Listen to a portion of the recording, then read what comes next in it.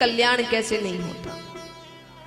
क्योंकि देखिए, आज की शिक्षा हो कि पुरानी शिक्षा हो, जब तक उपयोग नहीं करते हल नहीं निकलता। जैसे मान लीजिए आप पेपर देने बैठे हैं, एग्जाम है, आपके सामने एक प्रश्न है, आपको पता है कि प्रश्न, क्योंकि हर चीज के फॉर्मूले होते हैं ना, होते हैं कि आप जब बड़ी पढ़ाई करने जाते हैं, 3 साइंस हो कि कॉमर्स हो, आपको फॉर्मूले मिलते हैं, साइंस में भी मिलते हैं, कॉमर्स में भी मिलते हैं, अकाउंट्स इत्यादि में फॉर्मूले होते हैं, उन्हीं से सारी चीजें सॉल्व होती है कि नहीं।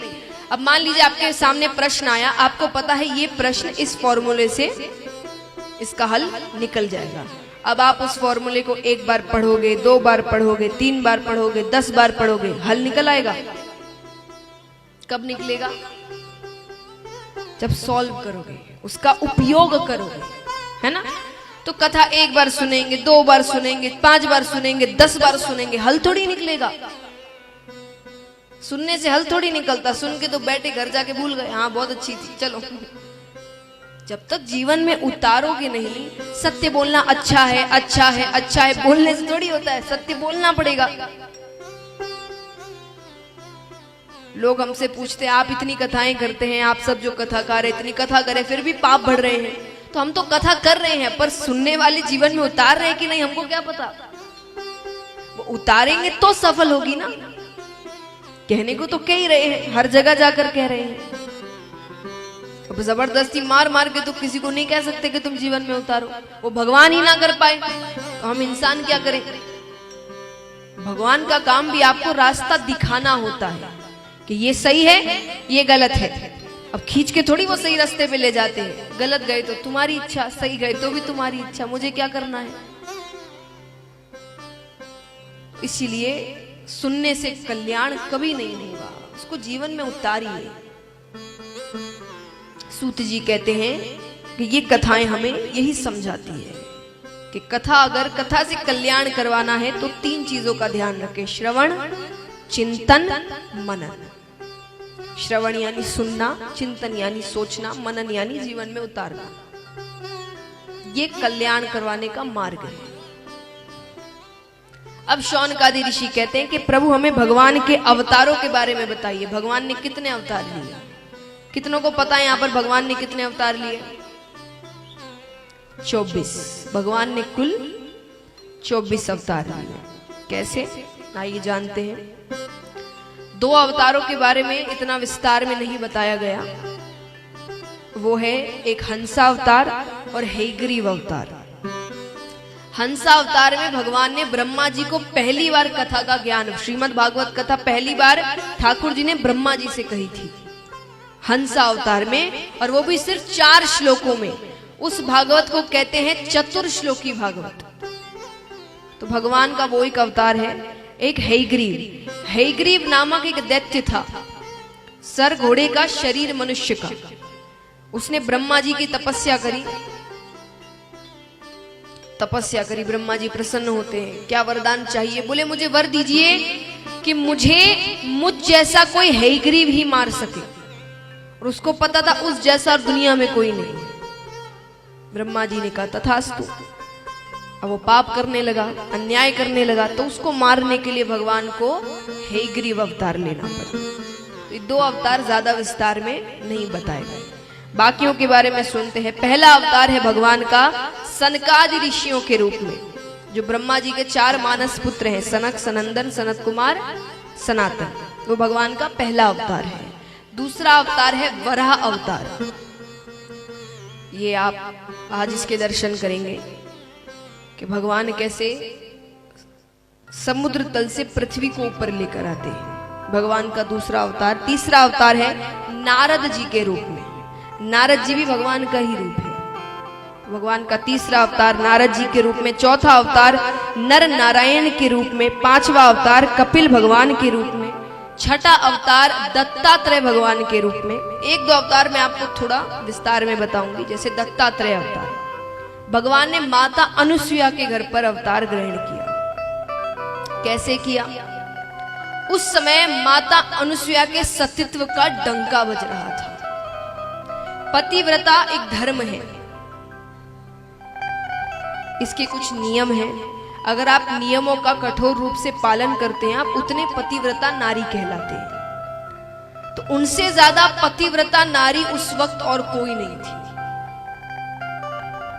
तो ये बात नारद जी ने तीनों देवियों से कही। तीन देवियां कौन है? दो सही एक गलत। तीन देव कौन है? तो उनकी तीन देवियां होंगी, ब्रह्माणी, लक्ष्मी माता, पार्वती माता। तो तीन देव की तीन देवियां, तीनों देवियों के पास जाकर माता अनुसुईया की बहुत प्रशंसा कर रहे हैं, बहुत प्रशंसा कर रहे हैं। उन्होंने कहा अच्छी बात है, पर हमसे भी ज्यादा पतिव्रता नारी। नारद जी कहते अभी तो आपसे भी ज्यादा, भविष्य का नहीं पता। उनको बात अच्छी नहीं लगी। तीनों देव घर पहुंचते हैं। देवियों ने कहा जाइए और माता अनुसुईया के सतीत्व को भंग कर कराइए। तीनों देव निकलते हैं। अब देखिए, चाहे तो वहीं समझा सकते थे, पर कुछ चीजों का असर बोलने से नहीं होता। जैसे मान लीजिए कोई व्यक्ति आपको बोलता है कि तुम ये काम कर ही नहीं सकते, तुम्हारे बस की बात नहीं है, तुमसे कुछ नहीं होना जाना। तो आपके पास दो रास्ते हैं। पहला रास्ता तो काम करके दिखा दो, दूसरा रास्ता के झगड़ो। ऐसे कैसे कह दिया, तुम होते कौन बोलने वाले हैं। असरदार कौन सा है? काम करके दिखा दो, अपने आप वो व्यक्ति चुप हो जाएगा। तो भगवान सोचे अब मैं यहां आकर झगड़ूंगा, 10 बातें कहूंगा तो वो मुझे ही गलत समझेगी कि मैं जबरदस्ती उसकी तरफदारी नहीं कर रहा, किसी और की तरफदारी कर रहा हूं। तो भगवान ने कहा करके दिखाते हैं कि उनके सतीत्व को कोई भंग नहीं कर सकता। तीनों देव साधु का वेश बनाकर जाते हैं। माता अनुसुईया घर पर अकेली थी, पति स्नान करने गए हुए थे बाहर तालाब में। अब यहाँ पर तीनों देव आवाज लगाते हैं भिक्षाम देहि। वो फल इत्यादि लेकर आती है। भगवान ने कहा फल नहीं चाहिए। तो बोले क्या चाहिए? भोजन कर लीजिए। बोले जरूर करेंगे, पर आप वचन दीजिए कि आप हमें भोजन उसी प्रकार कराएंगे जिस प्रकार हम कहेंगे। उनको लगा के जरूर इनको मेवा मिष्ठान खाने की इच्छा हो रही है, इसीलिए कह रहे हैं। तो उन्होंने कहा ठीक है, मैंने वचन दिया कि आप जैसे कहेंगे मैं वैसे ही भोजन कराऊंगा। तीनों को आसन पर बैठाती है। माता ने कहा बताइए कैसे भोजन करना है। भगवान कहते हैं आप हमें उसी अवस्था में भोजन कराएंगी जिस अवस्था में आप अपनी माता के गर्भ से निकली थी, नग्न अवस्था में। ये सुनकर तो माता की आंखों में क्रोध उतर आया। माता कहती आपको मेरे श्राप से डर नहीं लगता? मैं एक पतिव्रता नारी हूं। भगवान कहते हैं आपने वचन दे दिया, पूरा करना नहीं करना आप पर निर्भर करता है। पूरा कर दिया तो श्राप देना कि क्षमा कर देना वो भी आपकी दया पर निर्भर करता है।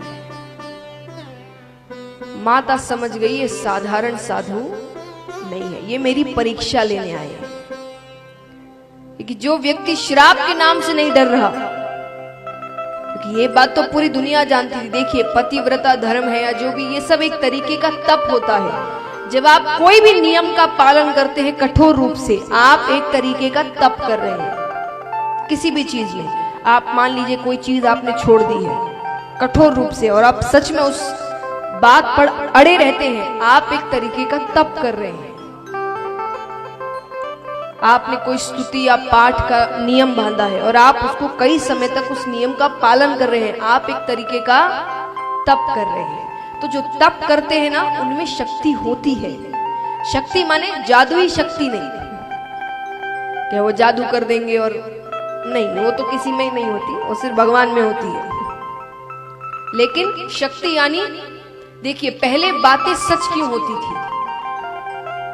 आशीर्वाद सच हो जाते थे, श्राप सच हो जाते थे। क्यों होते थे? क्योंकि पहले इतना बोलते नहीं थे। आजकल बहुत बोलते हैं, बोलते ज्यादा है, काम कम करते हैं। पहले बहुत कम बोलते थे पर सच बोलते थे। एकदम सच। इसलिए उनकी बातें सच होती थी। अब हम तो थोड़े ज्यादा ही खुश होंगे और कोई कहेगा कि भाई साहब मदद चाहिए, अरे पूरी मदद है, चिंता ही नहीं, मेरी तरफ से सब, चिंता नहीं करना। और जब असल में पैसे देने का समय आता है तब उनके 10 काम आ जाते हैं। अरे उस दिन तो मैंने हाँ कर दिया था, पर कल ही एक जरूरी काम आ गया, सारे पैसे उसमें लग गए। तो कहने का अर्थ क्या हुआ? हम बोलते ज्यादा है, करते नहीं है, इसलिए हमारी बोली का कोई महत्व नहीं है।